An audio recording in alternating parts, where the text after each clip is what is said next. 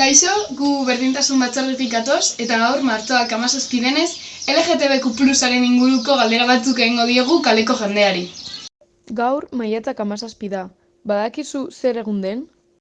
No, pero me lo imagino por lo que me has dicho. No. Maiatzak 17, ez. Bai, homofobiaren kontrako eguna. LGTBQ-ren eguna, nazioarteko eguna. El 17 de mayo, el orgullo gay, ¿puede ser? No. Ez dakit.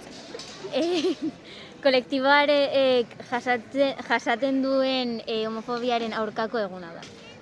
Es que ya hacen días para todo, es que yo estoy flipando. Badaukazu LGTBIQ+ kolektiboan parte hartzen duten lagunik? Sí. Bai, ditut, bai. Sí, uno. Bai. Bai. Bai, egon bat. No. Por desgracia no tengo amigos gays, que ya me gustaría. Vale. Hace poco conocimos a uno ¿Sí? ahí en una terraza, en un bar. Bueno, a uno no, a dos, a una pareja. ¡Ay, qué majos! Encantadores. Inoiz entzun duzu homofoa den komentariorik? Baietz bada erantzuna? Nola erreakzionatu duzu? Bai, Eta zerbait egin duzu honen aurre? batzutan esan diet, hori. Isiltzeko edo besteak errespetatzeko eta lako. Tamales batzutan, bai. Eta zerbait egin duzu honen aurka? Bueno, bai, esatea, ez zaidala gustatzen, bai. Bai. Eta nola erreakzionatu duzu? Zer uste duzu? Ez daki batzutan irentzun dut, baina beste batzutan bai. Sí. ¿Has hecho algo al respecto? Depende del comentario. Si es gordo, sí que digo algo. A ver, baina normalen entzuten dudanean, bakizu nola, barrez egiteko edo, ez da mina egiteko, bai, osea, normalean egiten ditugu bromak, baina homofoba den pertsona ere, osea, LGTBI barruan dagoen pertsona ere, barre egiten dugu. Beno, azkenean, daukagun problema da, onartuta daudela komentario hauek. Egin behar duguna da guk, pertsona bakoitzak, komentario horiek ez esatea eta holan aldatu gengo ditugu gauzak. Zer uste duzu homofobek lortu nahi dutela haien jarrerarekin? Conseguir nada, simplemente creo que tienen miedo al que es distinto. Ez dakit. Suposatzen dut, hori kentzea edo jendeari ideia kentzea, baina ez da errazirik ez dago. Pues pretender que todos seamos iguales, pero es que no lo somos. Pentsamendua jarraitzea izaten gizarte guztiaren pentsamendua. Bueno, zaila da entzutea, ez dakit agian, bueno, ez dakit nik ustez beldurra sartzea, eta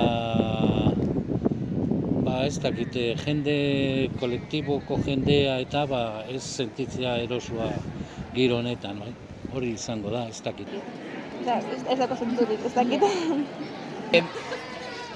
Jendea, familia dentzat pentsatzen dute. Umeak eta hori dena, influentzia. Pertsona hauek pizkaz pentsatzea eta bere portaera aldatzea. Pues ematea matxitoagoak direla. Beraien errealitatea izkutatzea. Hori da. Uste duzu gaur egun heterosexualak eta homosexualak eskubide berdinak dituztela? No, todavía no hemos llegado al mismo punto de igualdad. Todavía falta recorrido. Dirudi baiet baina. Sí, tienen los mismos derechos, pero pues hay discriminación. Yo creo que todavía hay discriminación, sí. Yo creo que sí. Oraindik ez. Baina beno, gauzak aldatzen ari dira, politikoak sartzen ari dira kontu hauekin, eta nik uste dut hemendik urte batzuetara normaltasunera llegatuko garela. Bai, herrialde batzuetan bai eta beste batzuetan ez, sozialki printzipioz ez. 70 herrialdeetan homosexualak izatea ilegala da. Zer uste duzu horren inguruan? No, vergüenza. Cada uno que hagan lo que quieran, vaya. Me refiero, que si tú quieres tener algo con una persona de tu mismo sexo, pues adelante. Como que... Pero digo que es una vergüenza que en plan pase eso, que sea ilegal. Gala naizela eta bar errealetan. Uste dut dela gauza oso larri bat, pertsona bat sentitzen duenagatik izatea ilegala nonbaiten, eta pena horiek aldirela izan hiltzea, eta oso larri garela, eta aldatu behar den zeu zer dela. Iruditzen zait basakeri bat, ez da normala. Gauden momentuan, 21. mendean, eta holaxe ibiltzea oraindik ez da normala. Dena den, bakizu zer gertatzen den. Leku askotan, leku gehienetan, pertsona ez dago erdian, baizik eta beste interesak eta orduan, hori, pertsonen eskubideak ez dira kontuan hartzen. Antes, es una vergüenza. Son un desborretón a dos. Les puede un poco la vena religiosa, creo yo, en algunos, pero bueno. Uste dut, normalean, beste herrialdetako kulturek ere eragina dutela. Baina, uste dut, etorkizunean denok onartuko dugula, ez? Hori espero dut gutxienez. Dizudan ez bezala, denok daukagu remedio guzti izateko berdina eta defendatu behar da, ez?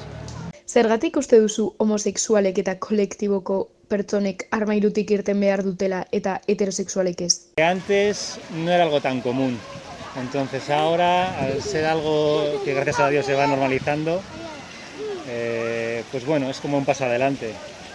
Es una forma de decir, doy un paso adelante y soy lo que soy, sin importar lo que digan sobre mí.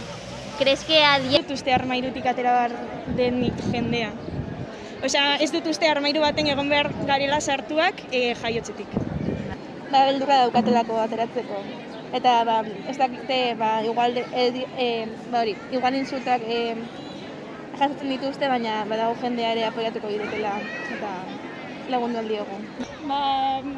Bizibilizatzeko gaiaz, batzuetan ingurunea armairutik ateratzen bada, beste batzuk ere horrekin beste batzuek lortu aldute armairutik atera, eta hori da. Nik uste bizibilizatu behar dugu egoera, eta ikustea oso egoera normala dela. Badakit beraientzat zaila dela,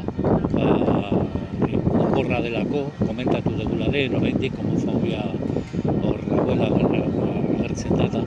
Baina nik uste importantea dela ikustea jende asko dagoela eta oso normala dela, horregatik atera behar dira.